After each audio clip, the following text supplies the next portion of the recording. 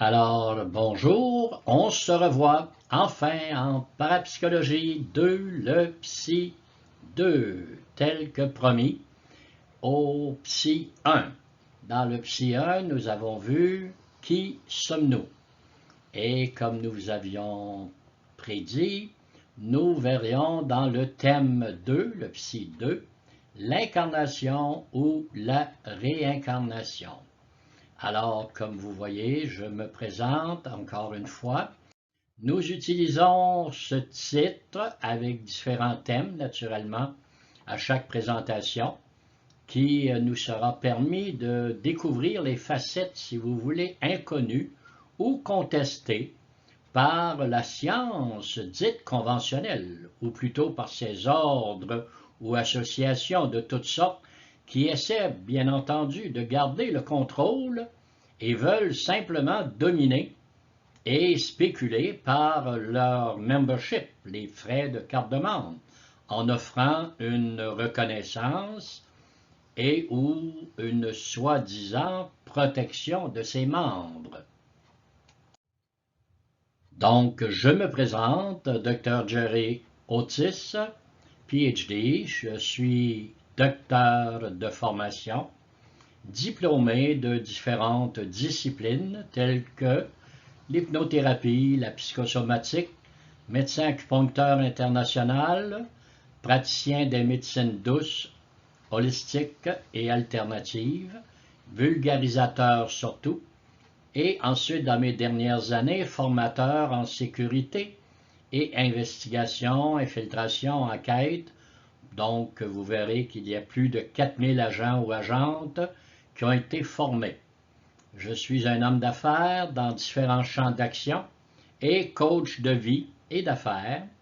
Donc, aujourd'hui, écrivain sur les expériences de la vie pour permettre justement à l'être humain de bien se connaître et découvrir son potentiel en soi. Alors pour celui ou celle qui aimerait communiquer avec moi, eh bien je vous laisse un courriel privé sur lequel vous pourriez communiquer, jgotis@gmail.com. Alors jgotis@gmail.com. Il me fera plaisir d'entendre vos commentaires ou vos questions. Alors, aujourd'hui, nous verrons l'enchevêtrement de la parapsychologie.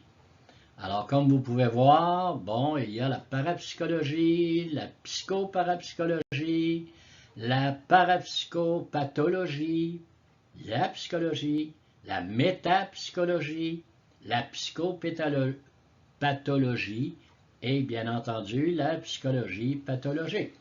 Alors l'enchevêtrement de la parapsychologie va nous permettre de voir tous les termes qui ne sont pas toujours expliquées et comprises par la science, car la science, elle, se repose sur des faits répétitifs à un pourcentage suffisant pour dire oui, on le reconnaît en tant que science. Tandis qu'en parapsychologie, ou dans ce que nous allons voir, nous ne pouvons pas toujours répéter ce pourcentage que la science nous demande. Donc, nous allons voir incarnation et ou réincarnation, ou les deux. Alors, plusieurs se posent cette question. Est-ce que la réincarnation existe vraiment?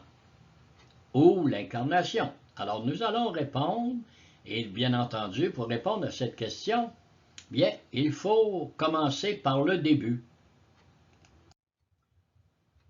Comme nous vous avions mentionné dans le Psy 1, puisque nous avons parlé dans le Psy 1 de la procréation de l'être humain de siècle en siècle et de décennie en décennie, alors nous verrons ici la réponse à cette question d'immortalité ou de réincarnation qui désigne un processus de survivance après la mort. donc de l'immortalité. L'âme-esprit, comme nous vous avions expliqué dans le Psy 1, principe de la conscience énergétique multidimensionnelle qui accomplirait des passages de vie successives dans différents corps. Alors, vous voyez la procréation de l'homme en devenir. Alors, pour répondre à cette question, naturellement, il nous faut commencer par ce début. Lorsque notre corps meurt, notre âme, incarnation divine du Dieu qui s'est fait homme au nom de Jésus-Christ, doit s'incarner à nouveau pour devenir le Dieu de perfection absolue tel que nous devons être. Telle est notre mission sur terre. Alors, comme nous avons dit, Jésus-Christ, Christ égale la connaissance. Exemple, le pouvoir de Jésus-Christ en tant qu'homme.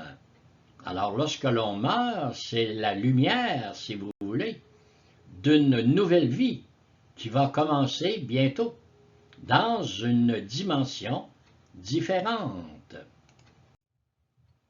Alors, comme nous avons parlé dans le Psy 1, que l'âme était le lien entre l'esprit et les énergies qui nous entourent, eh bien, nous retrouverons donc différentes familles d'âmes avec une évolution de conscience différente les unes des autres, ce qui nous différencie dans notre évolution de conscientisation énergétique.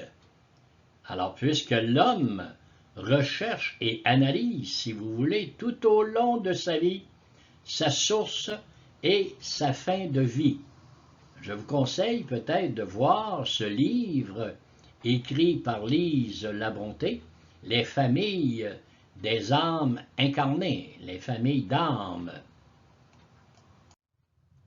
Alors, comme nous sommes ici à la seconde naissance d'un être nouvellement incarné dans un corps humain, il nous faudra reprendre conscience et connaissance de cette nouvelle dimension d'énergie qui nous entoure, ce qui nous amène parfois à comparer ce nouveau-né à une de nos connaissances décédées.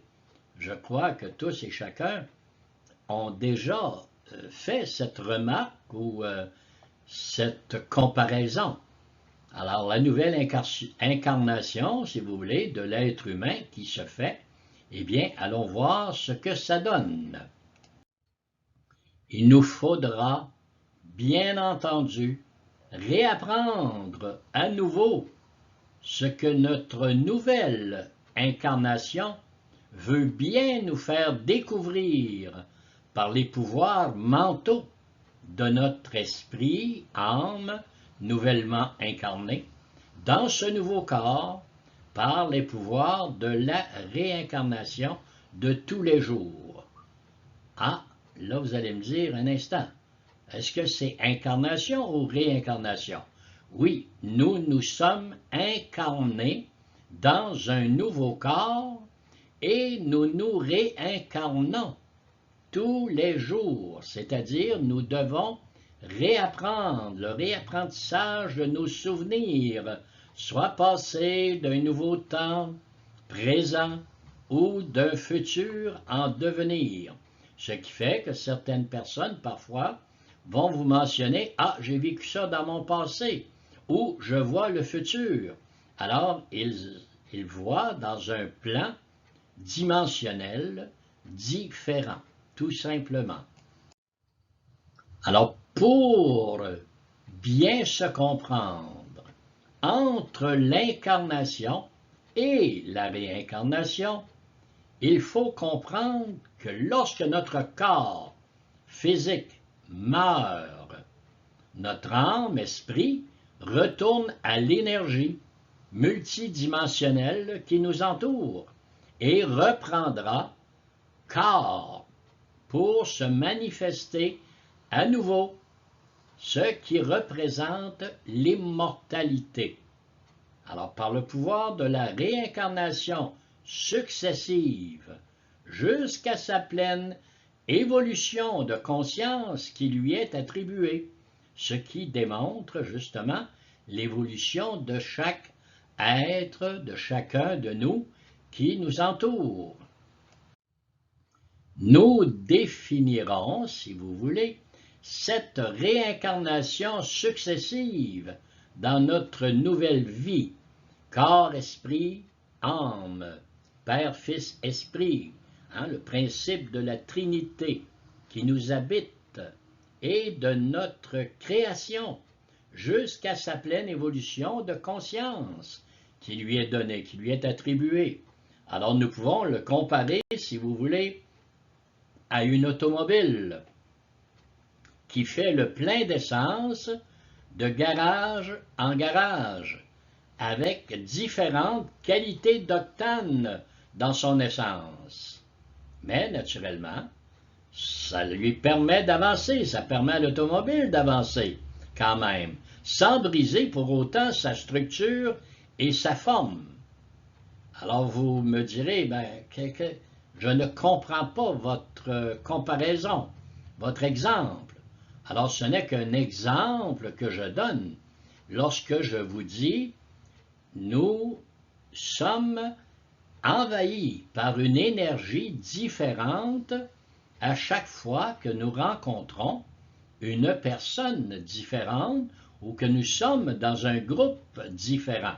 Donc, je le compare à l'automobile. Nous nous comparons à l'automobile pour bien comprendre, pour faciliter votre compréhension. Votre automobile, si vous lui mettez un plein d'essence de garage en garage, avec une qualité d'octane différente, elle va avancer quand même.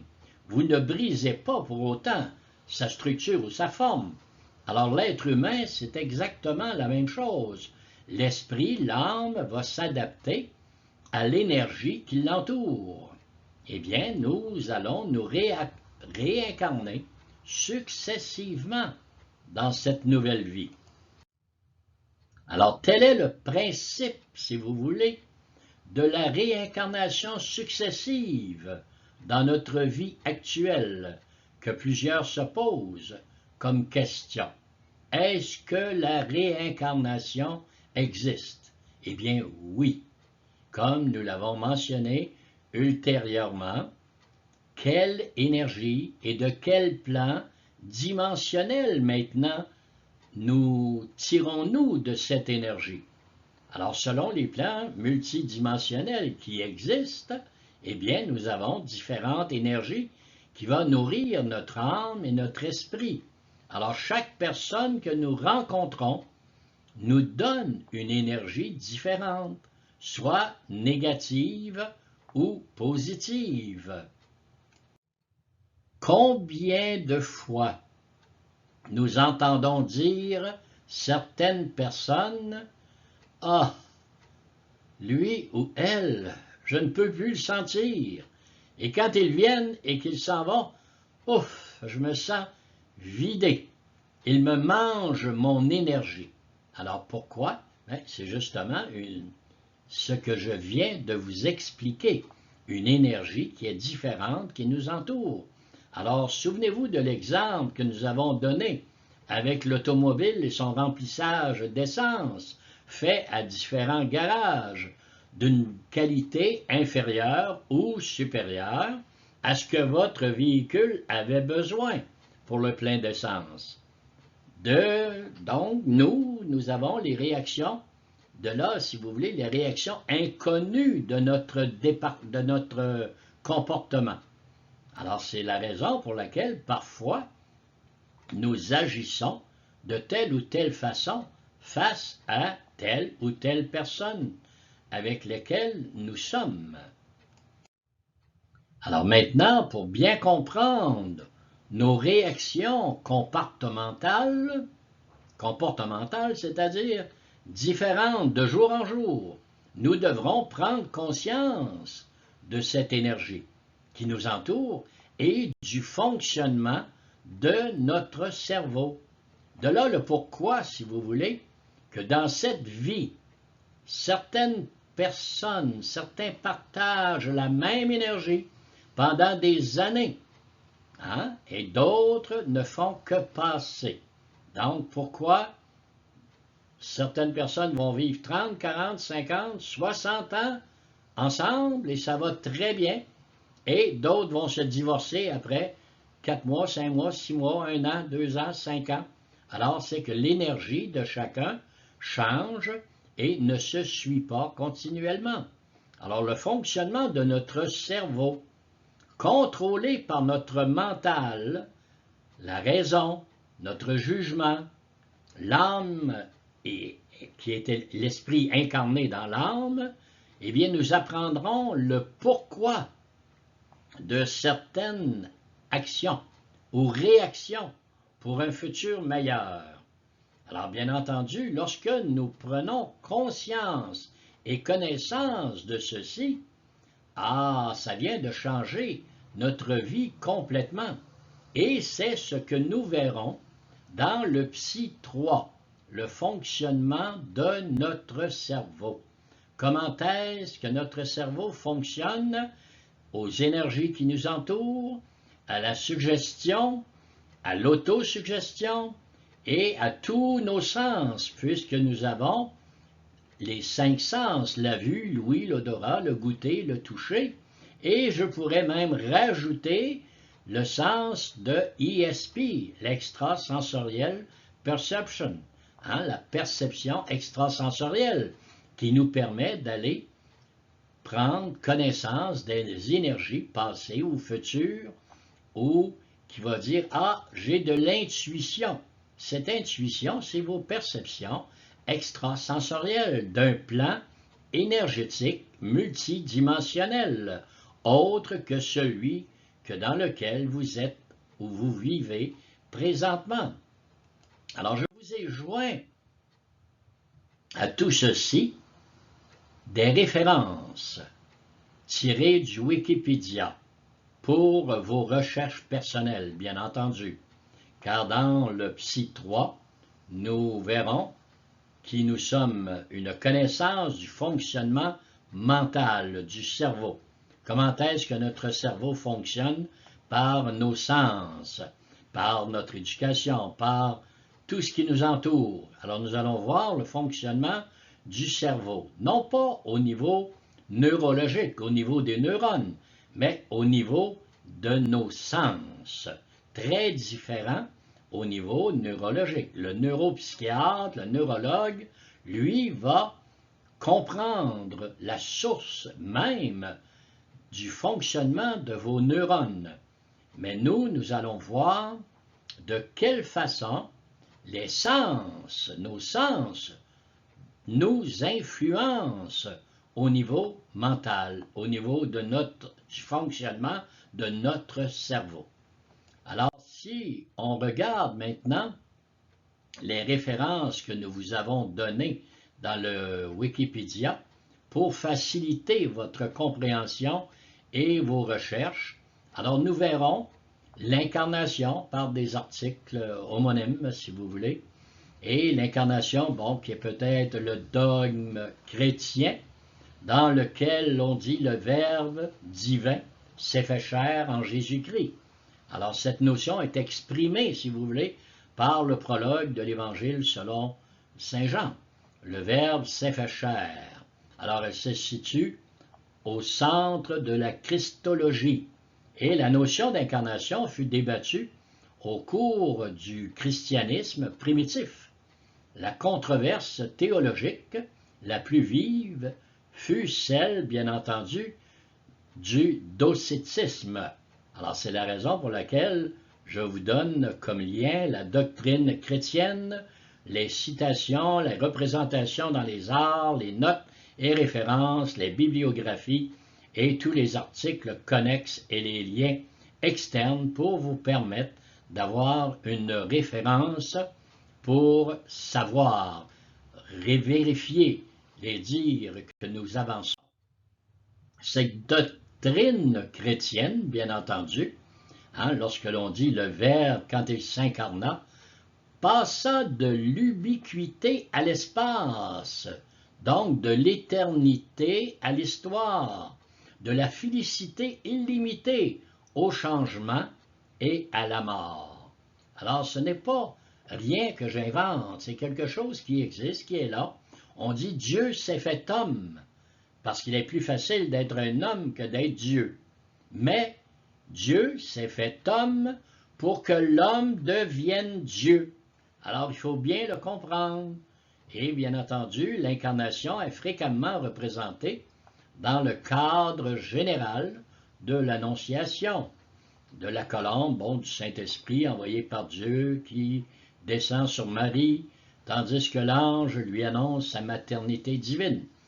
Et bien entendu, nous allons voir dans le thème iconographique, qui est rarement pris comme sujet principal, l'œuvre le plus significative, qui est celle de Piero di Cosimo, l'incarnation du Christ. Et je vous laisse voir par la suite les notes et les références de l'éternité, de l'essence divine, absolue, qui est un peu contredite par l'incarnation du Christ, mais c'est seulement un troisième moment, hein, dans un troisième moment qu'elles sont réconciliées dans le savoir absolu, sous la forme du concept. Alors, nous allons voir maintenant tous les articles connexes qui sont rattachés. L'adoptionnisme, le docétisme, le monophysisme, le christologie, la christologie non chrétienne, l'évangile de l'enfance, la théophanie, le tome à Flavien et les liens externes, bien entendu, des personnes qui ont étudié et qui ont laissé leur marque. Nous allons voir maintenant le principe de la réincarnation. Hein, on dit bien, la réincarnation retour dans la chair, qui désigne un processus de survivance après la mort.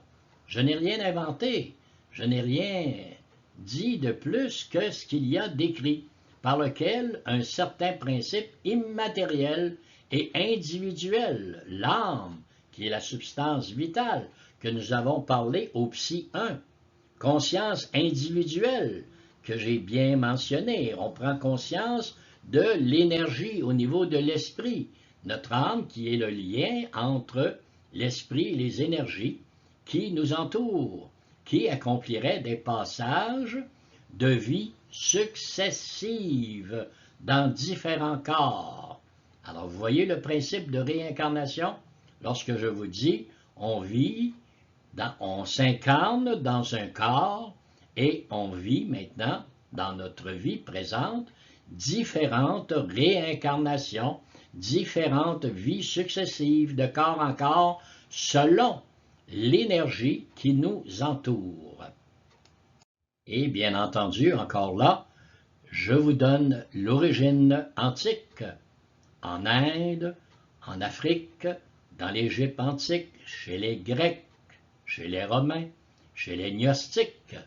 Ensuite, nous verrons les religions, et bien entendu, dans les religions, vous avez l'hindouisme, la réincarnation, selon différents textes et courants. Dans le jaïnisme, dans le bouddhisme, dans le judaïsme, dans le christianisme ancien, le catharisme, dans l'islam et, bien entendu, dans le Wicca.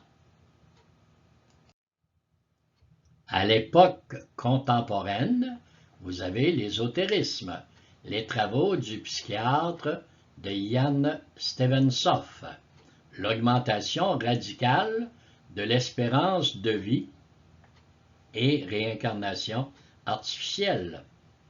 Ensuite, vous verrez les critiques, bien entendu, d'Arthur Schopenhauer, Ramana Maharshi, René Guénon, selon Alain Danielon, et naturellement tous les autres, les cultures, les bibliographies, les filmographies, les notes et références que vous y trouverez. Et nous allons voir ensuite les origines antiques.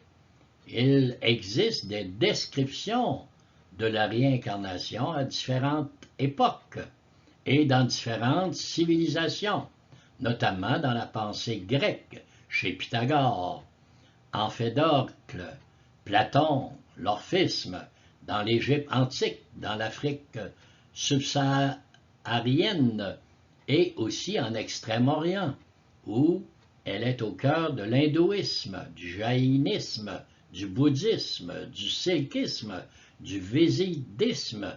Alors, comme vous pouvez voir, toutes les religions parlent de la réincarnation. Et nous verrons en Inde l'idée de la réincarnation.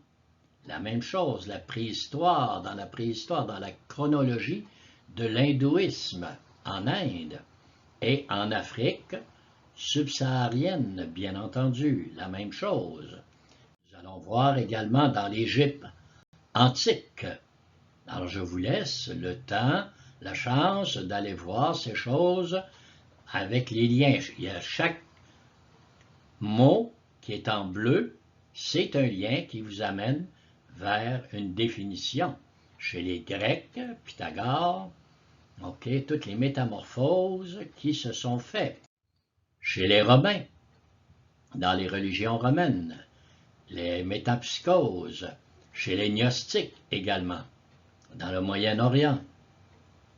Ensuite, nous allons voir dans l'hindouisme, dans le jaïnisme, la même chose. Alors, prenez le temps de voir chacun de ces liens et vous allez découvrir et savoir de plus en plus ce que ça veut dire. Dans le bouddhisme également, dans le judaïsme. Alors, vous avez les principes de foi juive du mahoménide, c'est-à-dire, excusez. Alors, on continue à voir dans le christianisme les spirites, le côté certains groupes ésotériques, spirites ou théosophiques dans les alentours du 19e siècle, en parallèle avec l'occultisme. Alors, comment on définissait les religions et la spiritualité à travers les âges et les lieux. Le catharisme au Moyen Âge. La transmigration des âmes. Et nous allons voir dans l'islam également, l'ismaélisme. Alors, vous allez voir dans le Wicca également, en ésotérisme, l'occultisme et l'ésotérisme, vers la fin du 19e siècle. Qu'est-ce qu'on en dit? L'influence, d'une part, d'un regain d'intérêt pour ces sciences. Et nous allons voir dans l'origine antique les travaux, si vous voulez, du psychiatre Jan Stevenson, qui a fait des recherches sur plusieurs cas d'enfants au niveau de la réincarnation, du pourquoi que nous avons certaines images de notre passé parfois, même adulte. Et bien entendu, l'augmentation radicale de l'espérance de vie. Et aujourd'hui, nous allons parler peut-être un peu de réincarnation artificielle. Si nous avions parlé de ça il y a 20 ans ou 30 ans, on aurait passé pour fou. Mais aujourd'hui, l'intelligence artificielle et robotique existe en 2021. Il n'y a plus personne qui ne peut nier l'intelligence artificielle et robotique. Alors, si on avait parlé de ça il y a 20 ans, il va y avoir une réincarnation artificielle, sans mort réelle. Bien, qu'est-ce qu'on aurait dit qui pourrait être créé? Alors, bien entendu, vous voyez, aujourd'hui, ça existe. Alors, c'est la vérité. Il y a un fonctionnement dans tout. Nous allons voir maintenant les articles connexes, la vie après la mort, transmigration des âmes, la métapsychose, la palingénésie, le panarhaya, la renaissance selon le bouddhisme originel, la résurrection, et enfin, bon, les expériences de mort imminente que l'on voit bien souvent, les études sur la réincarnation, et vous aurez accès à un portail de la spiritualité, portail de la mort, portail des religions et croyances, portail du monde indien, portail de l'hindouisme également, portail de la théologie, portail du scepticisme rationnel, car certains d'entre vous sont définitivement encore sceptiques après avoir vu ce que vous venez de voir et d'entendre. Mais je vous donne rendez-vous dans le Psy 3, Parapsychologie 3, le Psy 3, où nous verrons le fonctionnement mental de notre cerveau. Comment sommes-nous influencés par nos sens, la vue, l'ouïe, l'odorat, le goûter, le toucher et notre sixième sens, comme je vous ai mentionné antérieurement, le ESP, Extrasensorial Perception. Alors, je vous donne rendez-vous pour le Psy 3 dans un thème qui va suivre bientôt. Merci, au revoir.